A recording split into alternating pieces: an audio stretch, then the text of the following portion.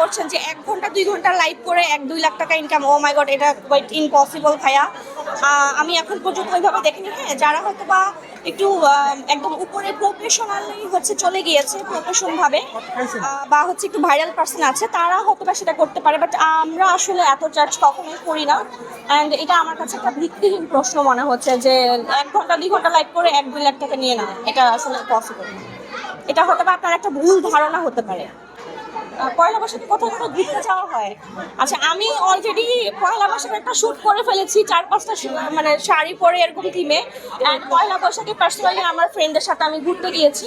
তো বের হওয়া হয়, যদিও অনেক গরম ছিল, এবার একটা মেলায় যাওয়ার কথা ছিল, বাট আমার মানে গিয়ে জাস্ট আবার চলে আসছি। বাট নিজেদের মতো করে একটু ঘুরেছিলাম, একটা রেস্টুরেন্টে বসেছি, খাওয়া দাওয়া করেছি, এই তো।